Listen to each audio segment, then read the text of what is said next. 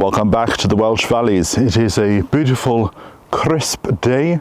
There is the smell of coal fires on the air and the smell from the pines in the forest here. I'm at the base of Pen Pych. Now I'm not going to go all the way to the top today. I don't think. The plan might change. But I do want to walk up and show you the beautiful waterfalls of this area and to enjoy this wonderful sunshine.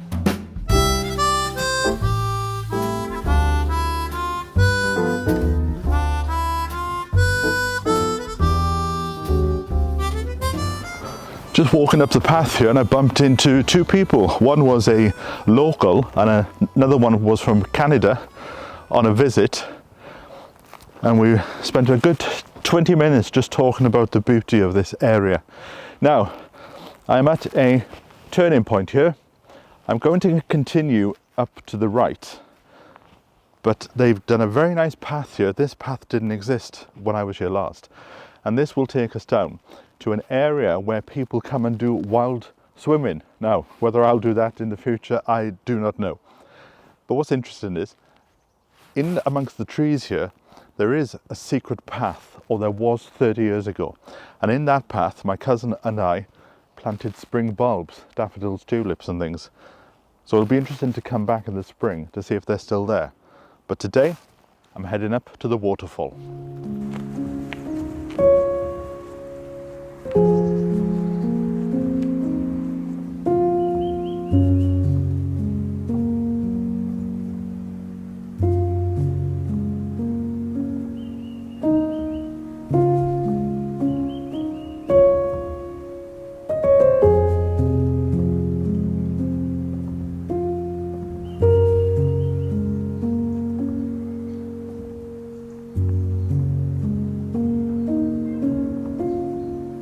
There's usually a mountain stream coming down there, but there's nothing today.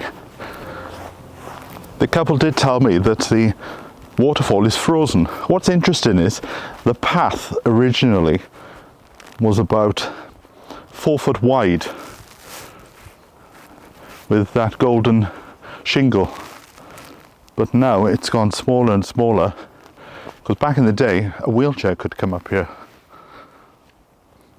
Just that piece.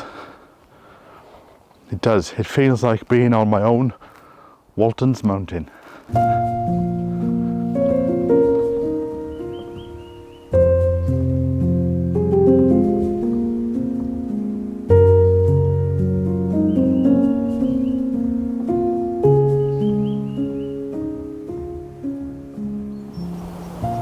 Look at trees like this. I remember this tree as a child.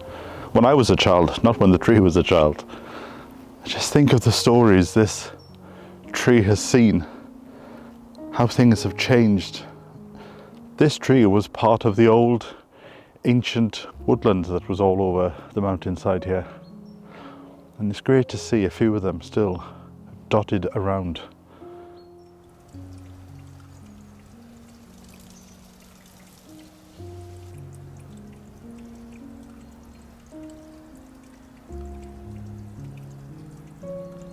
People know the valleys as a place for coal, and coal was quite a big thing back in the day. That's what brought the people here. But people tend to forget there was life before coal, and that is something I want to explore during my time here. There were farmlands all over the place with these old trees, and these fir trees, when you compare it to these older ancient trees, are quite a modern addition. It must have been fantastic to have seen the valley with just a few of these old trees and just grass. And this was the very original path to go up to the top of Pen Pych. Now it is falling apart, and there is a new path designated by the Forestry Commission, but it would take you up there right onto the front. And I've done it quite a few times, but I could never get to the top, because once you get to the front of the mountain you have to turn, and the path is only about a foot wide, and I could never do it.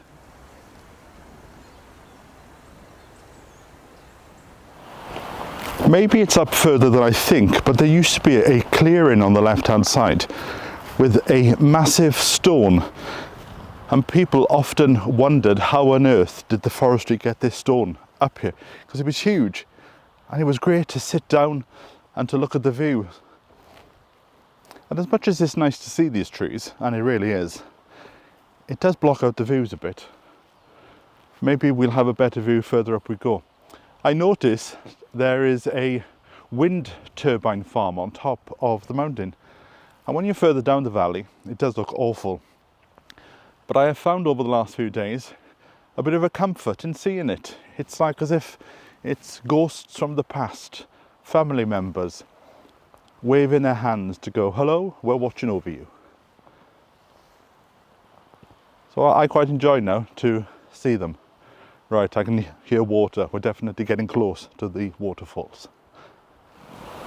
Now this is one of the waterfalls, and you can't get to the base of that. I think it's absolutely impossible. But down amongst the trees is a little stream, and it is there that an Acer palmatum grandiflora has been planted. And we'll go and have a look at that in May. Oh, look at that view. People would pay thousands for this. A travel writer back in the 1880s came through the Rhondda Valleys, and he said that it reminded him of the Swiss Alps. Oh, just feel that sun on your skin. Beautiful.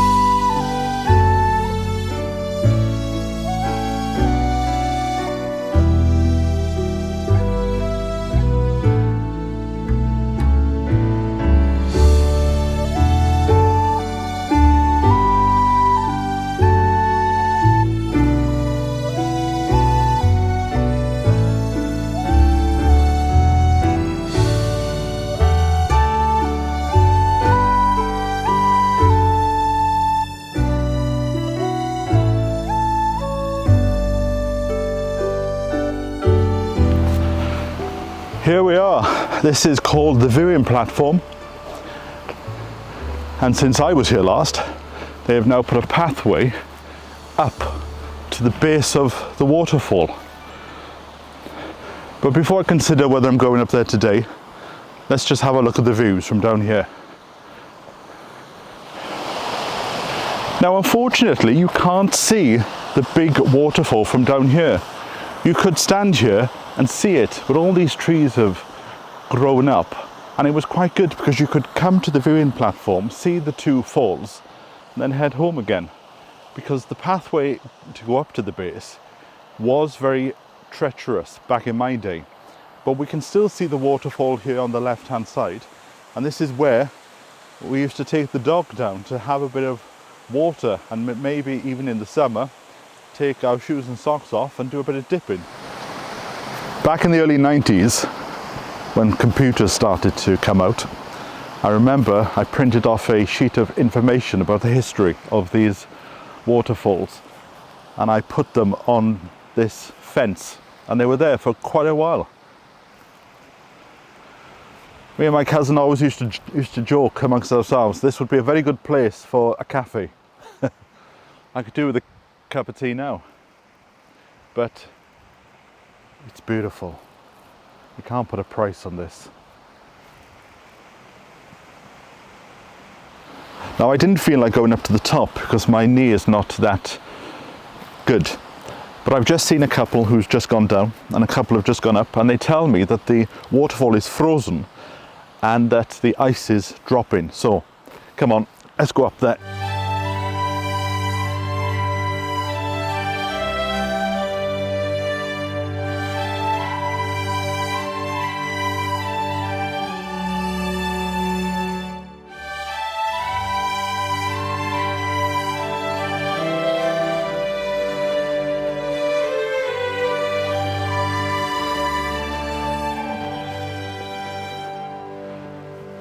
When I end my days, I always said I wanted to be buried. But now, being back here, I think I might come back here and be scattered amongst the forestry.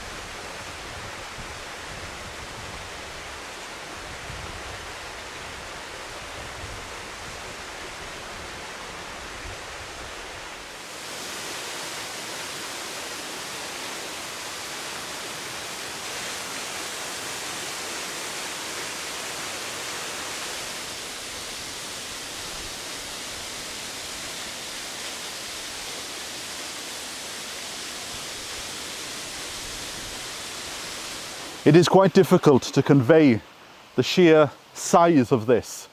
The rocks, the waterfall.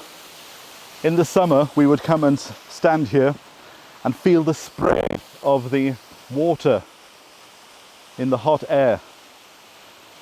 But it's not advisable to stay around for too long, because it has been known for a few of these rocks to fall down. Just think, at one point in the past, all these rocks were part of this mountain.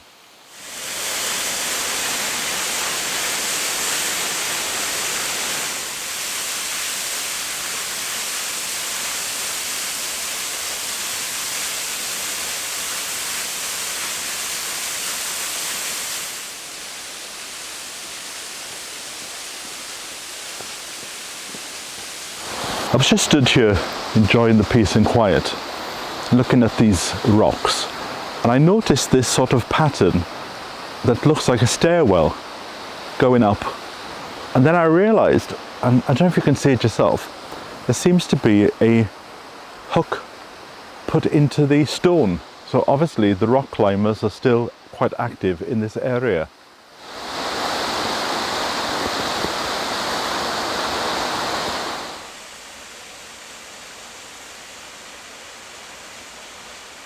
Well, I didn't think I was going to do it today, but this is the path leading to the top of the mountain, which is a three-sided, flat-topped mountain. So, come on, let's continue the adventure.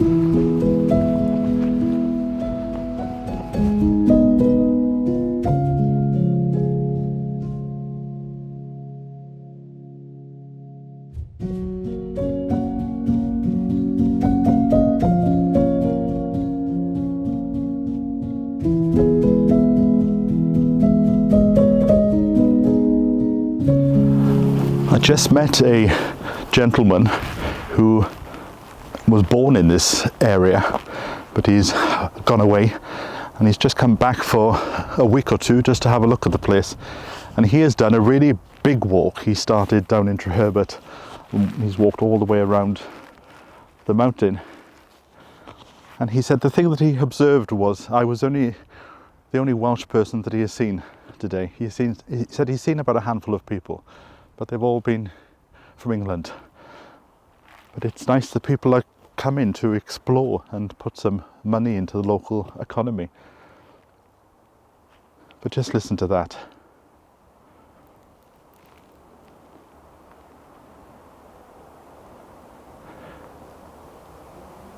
That's the peace and quiet I've been searching for when I was in London. But now it's here for me to enjoy whenever I need it.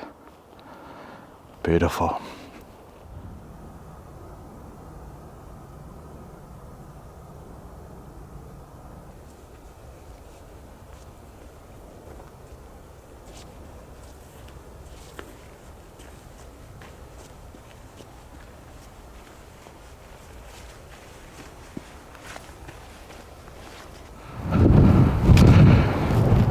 Well, we're up on top of Pen Pych now, where it is quite bracing. The hat is welcome. So we have a choice now. Do we go down this valley to Blaen Rhondda? That's not today's walk. Or do we finish here and go home? Well, I think I'm going to finish here. But before we do, there's something rather spectacular to show you. Now this fence used to carry all the way past where you are, and obviously the path has gone from over the years, but it's well worth having a look at this. This is Wales. This is beautiful.